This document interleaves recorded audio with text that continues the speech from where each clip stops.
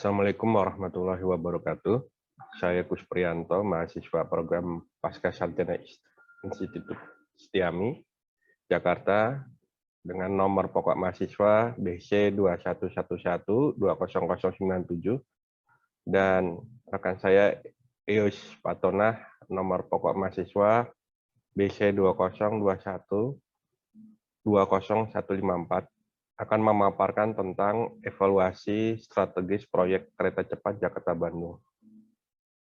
Sebagai penilaian ujian tengah semester mata kuliah manajemen strategis sektor publik dengan dosen Bapak Dr. Taufan Maulamin, SE, AKMM. Proses manajemen strategis terdiri dari satu, formula strategi, kedua, implementasi strategi, dan yang ketiga adalah evaluasi strategi. Untuk melakukan proses evaluasi strategis proyek kereta cepat Jakarta-Bandung, perlu dilakukan langkah sebagai berikut, yaitu 1. Mengidentifikasi untuk misi, tujuan, dan sasaran. Kedua, menganalisis aspek lingkungan untuk identifikasi peluang dan ancaman. Dan yang ketiga adalah menganalisis sumber daya perusahaan untuk mengidentifikasi kekuatan dan kelemahan.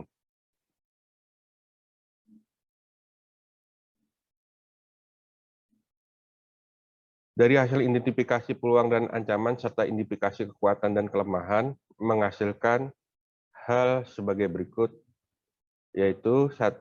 Formula strategi, yang kedua adalah implementasi strategi, serta akhirnya adalah evaluasi strategi dari suatu tujuan proyek itu dilakukan.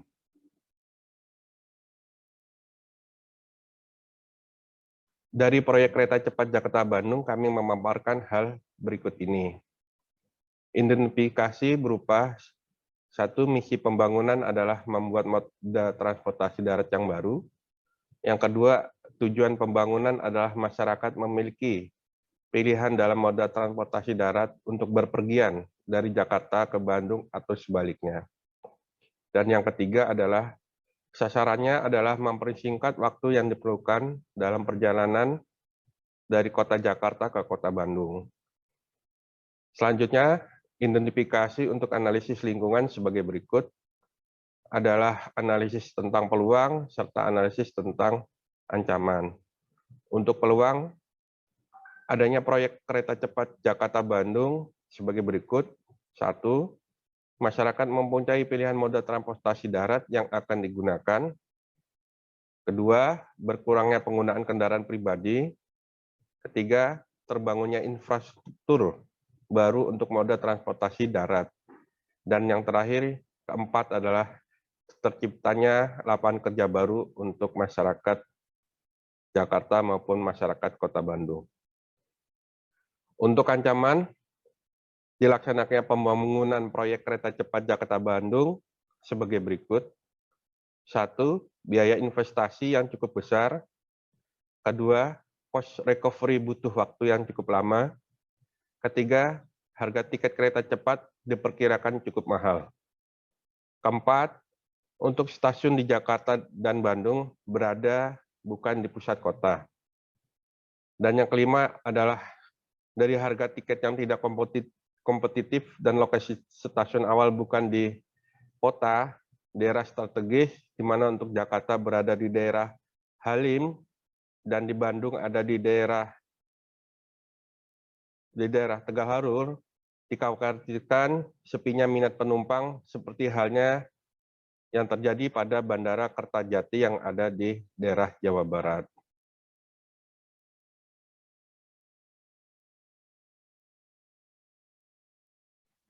Selanjutnya, identifikasi untuk analisis sumber daya perusahaan sebagai berikut. Untuk kekuatan perusahaan, sebagai operator dan pemegang saham, kereta cepat Jakarta-Bandung adalah 1. PT Kereta Cepat Indonesia Cina atau KCIC sebagai perusahaan operator. Yang kedua adalah Badan Usaha Milik Negara BUMN yang terdiri dari PT Wijayakarta, PT Perkebunan Nusantara atau PTPN, PT Jasa Marga, dan PT KAI sebagai perusahaan pemegang saham mayoritas. Dan untuk kelemahan untuk perusahaan sebagai operator dan pemegang saham adalah sebagai berikut. Adalah pembiayaan pembangunan proyek kereta cepat Jakarta-Bandung membebani daripada keuangan perusahaan BUMN sebagai pemilik saham. Dan juga dikhawatirkan menjadi proyek kereta cepat sebagai proyek tidak layak bisnis. Untuk paparan formula, implementasi dan evaluasi strategis akan dipaparkan oleh rekan kami, Ibu Eis Patona. Assalamualaikum warahmatullahi wabarakatuh. Saya akan melanjutkan tugas ujian tengah semester tentang evaluasi strategis proyek kereta cepat Jakarta-Bandung. Mata kuliah Manajemen Strategi Sektor Publik. Dosen Dr. Taufan Maulamin SEAKMM. Saya sendiri, Romla Ispatona, dengan NPM BC 2021-20154. Baik, di sini saya akan memaparkan untuk formulasi strategi, implementasi strategi, dan evaluasi strategi untuk proyek kereta cepat Jakarta-Bandung. Yang pertama yaitu formula strategi. Dengan mengembangkan visi dan misi, dengan penetapan tujuan jangka panjang, merumuskan alternatif strategi, dan memperluas operasi. Yaitu visi dan misi kereta cepat Jakarta-Bandung belum terlihat, karena kereta cepat di negara maju diperlukan untuk jarak antar kota dengan jarak jauh. Terus, tujuan jangka panjang belum terlihat juga. Proyek ini hanya membuat jarak tempuh Jakarta-Bandung lebih singkat, tetapi belum dikembangkan lanjutan dari kota Bandung menuju ke daerah selanjutnya. Kemudian, implementasi strategi, yaitu mengelola kekuatan yang mengelola semua hal selama tindakan dijalankan. Kemudian berfokus pada efisiensi, proses operasional, membutuhkan motivasi khusus dan keahlian kepemimpinan, membutuhkan koordinasi di antara banyak individu. Kemudian proyek kereta cepat tidak berfokus kepada efisiensi, yaitu diberikan izin menggunakan dana APBN untuk membiayai proyek tersebut. Faktor jarak antara kota Jakarta dan Bandung kurang lebih 150 km. Lokasi stasiun berada di pinggiran kota, bukan di jantung kota utama. Dalam pembahasan rencana pembangunan proyek kereta cepat Jakarta-Bandung, yaitu rapat koordinasi antara kementerian terkait, banyak menteri yang menolak pembangunan proyek tersebut. Menteri Perhubungan Ignatius Jonan sempat menolak rencana pembangunan kereta cepat Jakarta-Bandung. Menteri BUMN Rini Sumarno mendesak agar proyek kereta cepat Jakarta-Bandung untuk segera dibangun. Terus kemudian evaluasi strategi. Itu tahapan final dalam manajemen strategi. Kemudian, alat utama untuk mendapatkan informasi terkait implementasi strategi di mana semua strategi dapat dimodifikasi di masa datang karena faktor internal dan eksternal secara konstan berubah. Terus ada 3 aktivitas utama dalam evaluasi strategi. Yang pertama yaitu mereview faktor-faktor eksternal dan internal yang menjadi dasar strategi saat ini. Kemudian mengukur prestasi atau capaian. Dan yang terakhir yaitu mengambil tindakan korektif. Proyek kereta cepat tidak melihat kepada 3 aktivitas utama dalam evaluasi strategis. Yang pertama yaitu mereview faktor eksternal terdiri dari pembebasan lahan dan konstruksi, dan faktor internal menjadi keterlambatan proyek. Yang kedua, mengukur prestasi atau capaian. Dari hasil evaluasi seluruh aspek proyek tersebut, ditemukan adanya pembengkakan biaya atau cost of run sebesar 23% dari nilai awal, yaitu 6,71 miliar US dollar.